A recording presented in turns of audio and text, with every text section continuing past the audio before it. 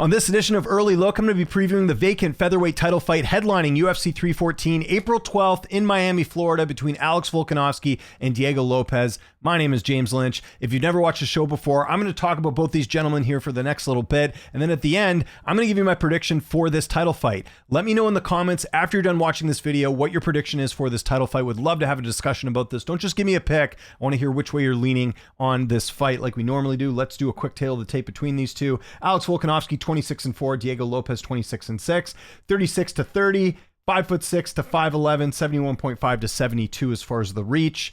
So Diego Lopes is going to be younger. He's also going to be a little bit bigger in this spot. But let's start first with the former featherweight champion, Alex Volkanovski. And I say former because he lost his title in his last fight to Ilia Topuria. Of course, Topuria vacating his title, moving up to 155. At the time I'm recording this, Topuria does not have a fight book, so we'll see what's next for him.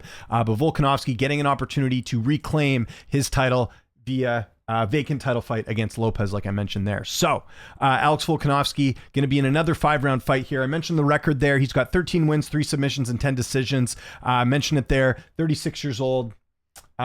He is 5'6" with a 71.5 inch reach, so he doesn't have any major advantages in this fight sort of physically. He's had 5 successful title defenses when he was featherweight champion. He has a BJJ black belt under Joe Lopes. He's got fight of the night 3 times. He's got performance of the night 1 time against the Korean Zombie. He did not have an amateur debut. He went straight to the pros way back in May of 2012. Some notable wins for Volkanovski throughout his UFC career include Jeremy Kennedy, because Kennedy was undefeated at the time, got the win there. Chad Mendez, former title challenger as well, finished him in the second round. Jose Aldo, the former champ, 3 wins over Max Holloway. That second fight, you can see a split decision there. That was a bit close for comfort on that one. Also beat Brian Ortega, Korean Zombie. Max Holloway again in a more dominant performance, and then Yair Rodriguez, which was his most recent win, which was back in July of 2023. Hard to believe it's been that long. His losses, he's got 2 losses to Islam Makhachev at lightweight. He's only got 1 loss in the featherweight division, and that's to Ilia Topuria, a fight he lost in February of 2024. So it's been a while since we've seen Volk in the cage. But here's the interesting part. If you look at Volk's layoffs, so he's had a couple layoffs in his career, going from Max Holloway to Brian Ortega, the second Holloway fight to Brian Ortega. There was a 441-day layoff in that fight. Going from Holloway, the third Holloway fight, to Islam, there was a 224-day layoff. And then going from Topuria to Diego Lopes, there's a 420-day layoff. So this actually isn't the longest layoff he's had in his career. The layoff, like I mentioned there, going from Holloway to Ortega was 441 days. So just over 20 days, or just close to 20 days since a difference there between the 2 big layoffs there. Now, I mentioned that second fight with Max Holloway. It was a split decision. If you go look on MMAdecisions.com, that's the site where the media can submit their scorecards. As far as how the fight went, that was at UFC 251. You'll see 9 media members scored the fight for Volkanovski, 18 media members scored the fight for Holloway. So a lot of people felt like Holloway should have got the nod there, but they had their trilogy.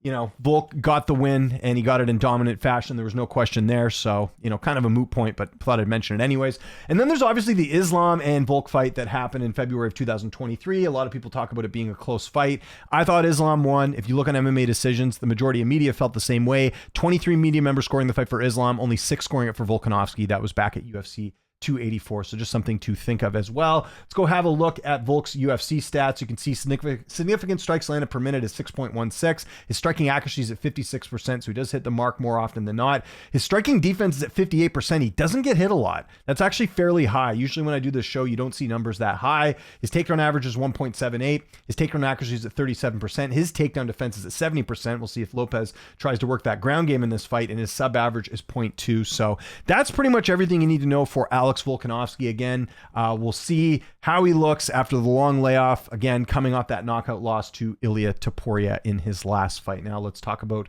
Diego Lopes, one of the most exciting fighters in the UFC right now. I mentioned the record there, 26-6. He's got 10 knockouts, 12 submissions, and 4 decisions.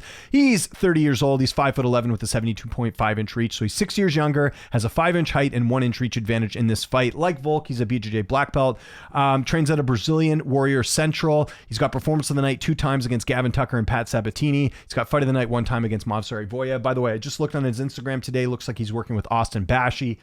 So getting a variety of training by the looks of it for this fight. Now, just like Volk, Lopes did not have an amateur debut, went straight to the pros way back in September of 2012. So interesting if you kind of look at it here. Diego Lopes has his pro debut back in September of 2012.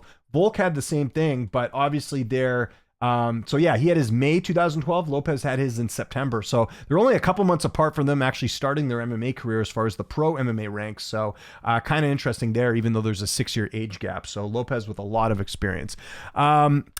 Did not make his UFC debut until May of 2023. That's a big difference between the two. So obviously Volk's made his debut way back in, what did I say there? It was June of 2017. Lopes made his in 2023. So yeah, it's crazy to think that Lopes made his UFC debut the same year that Volk last fought, which is kind of nuts. And it also shows you how active Diego Lopes has been over the last little bit here.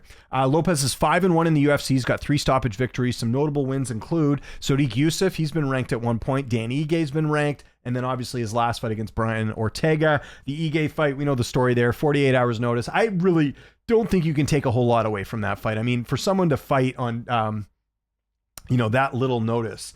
I mean, neither fighter's going to be 100% at their best. So yes, he got the win over Ige, but it was just a weird fight in general, just with the circumstances. Actually, it was, a couple hours notice is when he took the fight. That was supposed to be the original Ortega fight. Ortega gets sick. They call Danny Ige, who's living in Vegas at the time, or still lives in Vegas. He gets the call and he gets the fight. So yeah, a bit of an interesting one there. And then, I mentioned just the only loss he has is Ivoyev in a fight, which you can see there got performance of their fight of the night. He looked good in that fight. He actually had Ivoyev in a couple tough spots. So it was one of those fights that we see every now and then where a fighter loses, but their stock actually goes up a bit. And you can tell the UFC feels the same way as they, get him a lot of fights in a short period of time. Again, because we have such a small sample size for Diego Lopes's UFC fights, just 6 fights total. He hasn't had any major layoffs, and he certainly has not had any controversial decisions or anything like that. Let's go look at Lopes's stats right here.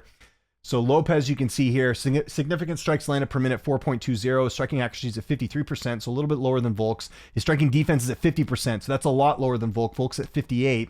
His takedown average is 0.50. His takedown accuracy is at 40%. His takedown defense is at 52%, and his sub average is 2.8, so much higher than Alex Volkanovski. And we do have some odds for this fight. If we look right now, you'll see Volk about minus 155 around there. Not a 2-1 favorite, but just, slightly above that, to make himself like a decent favorite here. And then Lopes being the underdog in this spot. And Tapology telling a bit of a different story here. You'll see it's a little bit more lopsided. 70% of people taking Volkanovski, 30% Lopes. Majority of people going 68.5% saying Volk by decision.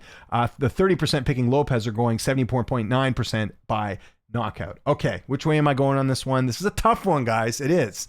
Because again, on the surface, you look at this and you go, well, Alex Volkanovski, he's older. He just came off 2 knockout losses in a row. He might be done. And that certainly could be the case in this fight.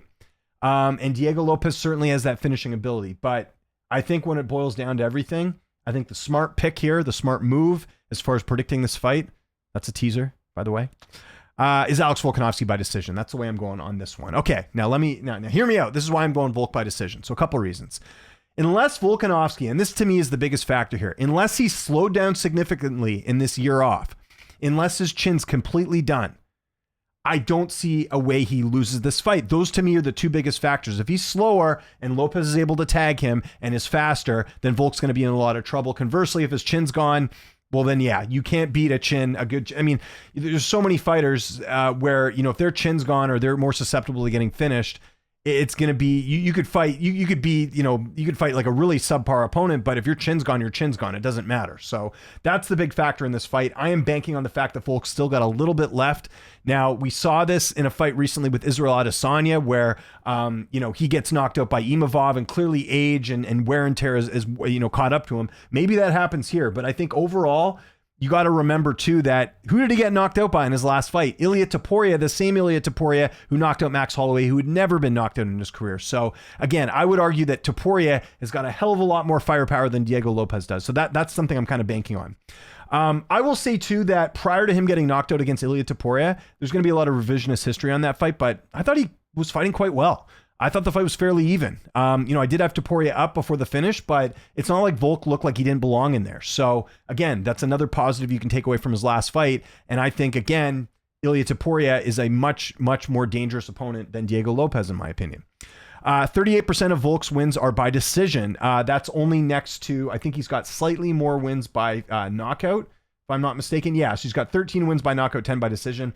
The last guy he knocked out was Rodriguez. Diego Lopes has been knocked out before. But that was way back in 2018. So I don't think knockout's going to happen. The only way I could see a knockout happening in this fight is if somehow Lopes slows down and Volk's able to finish him later in the round. That's the only way I see that happening. I think decision is the better pick here, which is why I'm sticking with that. I mentioned that Lopes doesn't have the same power as Topuria. 46% of Lopes's wins are by submission. He's fighting a guy in Alex Volkanovski who's never been submitted. Now, Volk was nearly submitted by Brian Ortega, but he survived that. Now, Brian Ortega's ground game, he's considered one of the best ground specialists in the featherweight division. I think Diego Lopes is probably good, if not better, in that department. But still, if Volk can survive an Ortega submission attempt, I think he can survive Lopes. So as much as Lopes has been knocking dudes out, his bread and butter is his ground game. And again, I don't think that'll work against a guy like Volkanovski. The big thing here for me, though, what it really boils down to, and this is how I pick a lot of my fights, it's just the level of competition here. I mean, Volk has literally had a killer's row. Look at this. Topuria, Islam, Yair Rodriguez, Islam, Holloway. The Korean Zombie, let's be honest, a bit of an easier fight there, and he actually finished that one. That made sense. Ortega, similar opponent there. This was 5 rounds, though. Holloway, Aldo, Mendez. Like, he really hasn't had an easier opponent other than Korean Zombie since basically Darren Elkins. Like, it's been nothing but killers. And nothing against Diego Lopes, but you look at some of the names here, you know, the two guys, the guys that he's finished, Gavin Tucker, he's close to retirement at this point, too. Tucker's a little bit older. Pat Sabatini, borderline UFC ranked fighter. Sodiq Yusuff's been in the rankings before, but hasn't really done any damage there, so not a whole lot to bring there.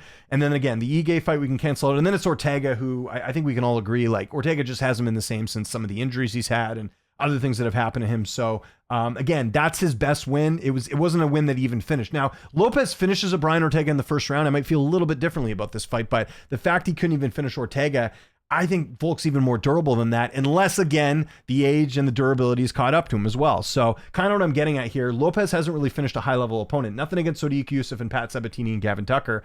There's a huge gap between those guys and Volk, in my opinion, so there's that. One thing that we do have to talk about, and this happened in the Ige fight, and again, you can't take too much away from that, but he slowed down in that fight late in the fight.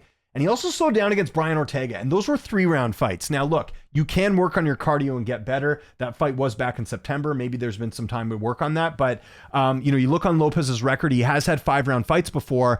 But it's different if you're doing 5-round fights on the regional scene against, certain opponents, as opposed to a guy like Volkanovski, who's done 5 rounds a ton of times. So the cardio edge would have to go to Volk. He's got that experience. So again, if this fight doesn't end early, you have to favor Volk in this spot, in my opinion. So again, that's another reason to like Volk here. He's got the better cardio as well. So that's another big reason why I'm kind of leaning the way of Volkanovski. So again, I'm going decision with Alex Volkanovski.